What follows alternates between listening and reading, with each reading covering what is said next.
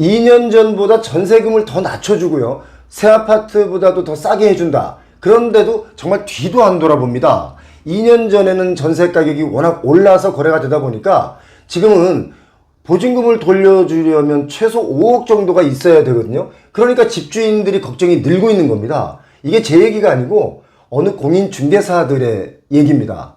강남권은 특히 전세 가격이 아주 많이 하락을 하고 있는데 서울 수도권 전체적으로 나타나는 현상이지만 특히 강남권에서는 낙폭이 갈수록 커지고 있다는 거예요. 1년 만에 전세값이 반토막이 난 단지부터 또 매물이 막 쌓여서 역전세난이 일어나고 있는 곳이 한두 군데가 아닙니다. 특히 뭐 서울 강남구 개포동은 아주 난리가 났죠. 레미안 블레스티지의 59제곱미터의 경우는 제가 알기로 얼마 전에 5억 8천만 원의 전세 계약이 됐어요. 얼마 전에. 여기는 그 같은 면적이 21년 9월 정도 최고가 찍을 때 그때의 전세 가격이 11억 5천만 원에 거래가 됐는데 1년 한 4개월 만에 전세값이 반토막이 났잖아요. 가격 차이가 5억 7천만 원 차이가 나는 거예요. 그러니까 21년 9월에 11억 5천만 원의 전세를 들어간다면 지금 두 개 집의 전세를 들어갈 수 있는 거예요. 21년 9월에 전세 들어간 사람들은 이제 올해 9월 되면 전세 기간이 끝나잖아요. 그러면 시세대로 친다면 5억 7천만 원 정도를 돌려줘야 되는데 과연 이게 가능할까요?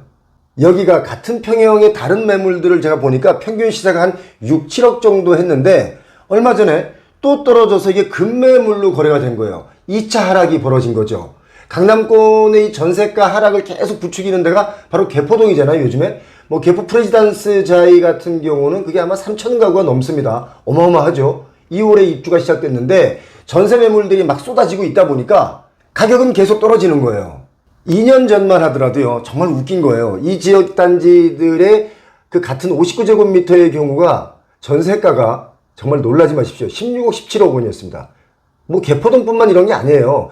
서초구 반포로 넘어가면 반포의 뭐 대장 아파트라고 했죠. 지금까지 반포자이도 84제곱미터가 이번 달에 전세금이 12억 원이나 하락해서 거래가 됐습니다.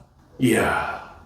그러니까 2년 전 21년 최고가의 전세 가격이 얼마인지 아십니까? 22억 원이에요. 그러니까 22억 원을 하던 게 지금 12억 원이야. 10억이 떨어졌어요. 미친 거예요. 이야, 진짜 많이 떨어졌네요. 뭐 여기만 그런 게 아니고 송파구는 또 어떨 것 같아요? 송파구는요, 잠실 엘스의 경우가 전용면적 84제곱미터가 8억 원 정도의 전세 계약을 했어요. 이건요, 그러니까 잠실 엘스는 21년 11월 달에 15억 원의 전세를 했는데 이것과 비교하면 한 7억 정도가 차이가 나죠. 그죠? 많이 나죠. 심지어 강남권에서는 4억 정도의 거래된 전세 매물도 있습니다. 개포동에 가면 럭키 아파트라고 있는데 거기 전용면적 79제곱미터의 경우는 4억 5천만 원에 역시 얼마 전에 거래가 됐어요. 정말 미친 듯이 올랐다가 미친 듯이 내려온 겁니다, 지금. 그런데 아직 비싸요. 한국부동산원 자료를 보니까 올해 1월 달부터 2월까지의 전국의 아파트 전세 가격이 한 5.25% 정도 떨어졌고 서울 아파트 전세 가격은 6.94% 하락했다는 그 수치가 있었단 말이죠. 물론 이렇게 5점 몇 프로, 6점 몇 프로 이러면 와닿지가 않아요. 전체적인 것을 평균 냈기 때문에. 그런데 가격으로 본다면 정말 큰 폭으로 하락한 거예요. 강남구는 몇 퍼센트 떨어진지 아세요? 8.49, 8%가 넘어요. 강동구, 서초구 다 7%가 넘습니다. 전세 가격이 이렇게 완전히 하락하고 있고 서울 전체적으로 봐도 많이 하락했지만 강남권이 특히 더 많이 하락하고 있기 때문에 집값이 왜 그동안 올랐습니까? 강남 쫓아가다 보니까 오른 거예요. 근데 지금 강남이 급격하게 떨어지고 있는 거예요. 강남권의 전세가율이 아마 50%가 이제 붕괴됐을 겁니다. 매매가보다 50% 선에서 전세가 이루어지기 때문에 이건 뭐 사실 돈 있는 사람들 아니면 갭 투자로 강남 가는 건 어려운 일이에요, 이제. 이제 옛날처럼 전세가율이 80%, 90% 이렇게 안 간다는 거예요. 이런 얘기가 전세를 구하는 사람들에게는 아주 좋은 소식이겠지만 집주인들은요, 이 사람들은 또 정말 곤혹스러운 상황인 거죠. 그래서 요즘에 나오는 말들 있잖아요. 집 없는 사람이 행복한 시간이다 할 정도로 이런 얘기들을 많이 하고 있는 겁니다. 이야, 진짜 집 없는 사람이 행복하네요. 아니, 그렇다고 진짜 집 없는 사람이 행복한 건 아니고 아무튼 그 정도로 집 있는 사람들도 힘이 든다, 힘이 들다 이런 뜻이죠. 지금 보니까 내년에 전국의 아파트 입주 물량이 총 30만 가구가 넘어요. 그리고 올해는 25만 가구예요. 많죠. 서울 강남구, 은평구, 서초구 이렇게 아주 입주 물량은 또 많이 발생하고 있거든요. 왜 이렇게 입주 물량이 많이 늘어났냐? 바로 재건축, 재개발이 완료가 되고 있다는 거예요. 경기도는 안 그런 줄 아세요? 양주, 저기 경기 북부에 화성, 경기 아래, 평택, 택지지구의 입주 물량이 많이 공급되고 있고, 인천 같은 경우는 검단하고 송도는요, 4만 가구가 입주할 예정에 있잖아요. 그런데 이거 다 받아줄 수 있는 대기 수요가 이만큼 있을까요? 제가 볼 때는 없을 것 같아요. 아직까지 고가거든요. 집값이 하락했다고는 하지만 아직도 고가라는 거예요. 왜 고가냐? 아니 50%, 30%가 하락했는데 아직도 고가냐? 이렇게 따지는 분들이 있는데 고가죠. 가만히 있어도 고가인데 물가가 올랐잖아요. 물가가 오르니까 내 월급이 똑같은 돈을 받아도 줄어든 거예요. 실질 소득이 줄어들었으니까 뭐예요? 아직까지 고가죠. 올해만 강남권에서는요 13,000가구 정도가 쏟아집니다. 그런데 22년 작년에 강남의 입주 물량보다 이게 몇 배 많은지 알아요? 4배 정도가 많습니다. 많죠? 맞네요. 제가 쭉 한번 읊어볼까요? 그 왜 개포 프레지던스 자이 있죠. 대치 프루지오 서밋, 신반포 파크 에비뉴인가 뭐 있어요. 르엘인가? 또 반포 레미안 원베일리 보니까 지금 다 지었더라고요. 예? 자, 11월에는 강남구 DH 퍼스트 아이파크 이게 6,000가구가 넘어요. 여기가 또 입주를 한단 말이죠. 어마어마하잖아요. 더 재밌는 얘기 해드릴까요? 올해보다는 내년이 더 문제예요. 올해도 이렇게 많이 공급되는데 2024년 내년에는요 정말 많이 나옵니다. 반포에서 신반포 메이플자이 3,000가구가 넘어요. 강동에서 또 올림픽 파크 포레온 둔촌주공 거기 12,000가구죠. 이게 이제 입주를 한단 말이에요. 그러면 25년 26년에는 입주 예정 물량이 18,000가구가 넘게 나올 예정이거든요. 어때요? 집값이 계속 올라갑니까 이래도? 자, 그러니까 2023년 올해부터 강남 3구에 역대 최대 물량이 막 공급되잖아요. 이게 뭐예요? 그동안 공급 절벽이었다며. 그래서 20년, 21년에 집값이 많이 뛰었다며요. 뭐 왜 이게 절벽이에요? 공급 폭탄이죠. 그러니까 많이 하락하고 있는 거예요, 지금. 이래서 어디가 또 타격을 받냐면 강남권에 그동안 뭐 아파트가 없다, 너무 비싸다 해가지고 오피스텔을 졌는데 이 오피스텔이 아파트보다 비싸요. 하이엔드 오피스텔 분양하는 사람들 있잖아요. 그 회사들은 지금 수천억 원을 날릴 수도 있어요. 왜냐? 브릿지론을 일으켜서 땅을 샀잖아요. PF 안 되고 있어요. 또 PF가 됐다고 쳐도 분양이 안 돼요. 강남의 아파트 집값이 이렇게 떨어지고 있는데 하이엔드 오피스텔 아파트보다도 못한 오피스텔이 분양이 될까요? 예? 그러면 이자 감당이 될까요?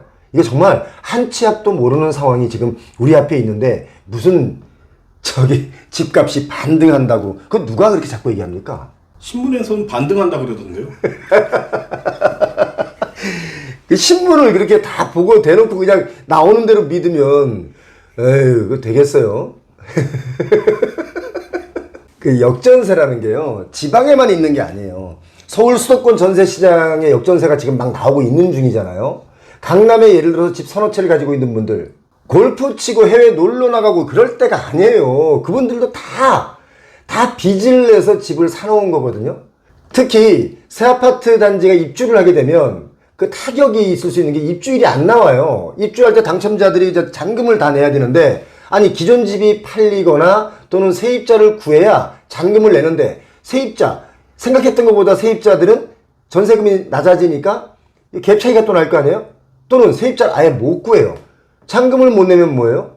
건설사, 시행사의 리스크가 높아질 수 있는 거죠. 그래서 잔금 확보를 못한 이 건설사들이 언제 어느 때 어떻게 유동성 위기에 딱 마주할지 모릅니다. 그럼 부도가 날 수 있겠는데요? 당연히 부도가 날 수 있죠.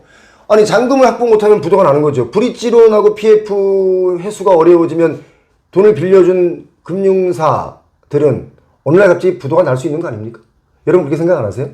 지금 뭐 반등 구간이다. 뭐 이런 얘기들을 많이 하는 분들이 있는데 제가 볼 때는 반등 구간이 아니고 물론 반등한 아파트들이 있어요. 성격 급하신 분들이 급매물이 나오고 나서 약간 이렇게 올리니까 지금 못 사면 또 오르는 거 아닐까 해서 사는 분들이 있는데 지금은요 관망 내지는 2차 하락을 대비해야 할 수도 있다라는 이 생각 꼭 하시기 바랍니다. 갭 투자를 통해서 아파트를 구매한 그 임대인들은요 보증금을 돌려줄 수가 없어요. 그래서 2차적으로 이분들의 매물이 나오면 역시 또 급매물이 나오거든요. 뭐예요? 결국 집값의 2차 하락이 어쩌면 올해 9월, 8월쯤 되면 나올 수 있다. 적어도 7, 8, 9월을 좀 지켜봐야 된다고 저는 보는 거예요. 전세값이 계속 떨어지면 갭 투자자가 다주택자라면 이걸 급매물로 내놓을 수밖에 없을 거란 거죠. 지금 그런 상황이 한 발 한 발 앞으로 다가오고 있다. 근데요, 이런 상황이 꼭 세입자분들에게 가격이 낮아졌기 때문에 유리한 것만은 또 아니에요. 왜냐면 지금 기존에 고가에 들어가신 분들은요. 집값이 계속 떨어지면 전세보증금, 고가에 들어갔을 때 그 전세보증금 자체를 못 돌려받을 수도 있어요. 그럼 뭐예요? 분쟁이 일어나겠죠? 물론 뭐 해결책은 안 보입니다만.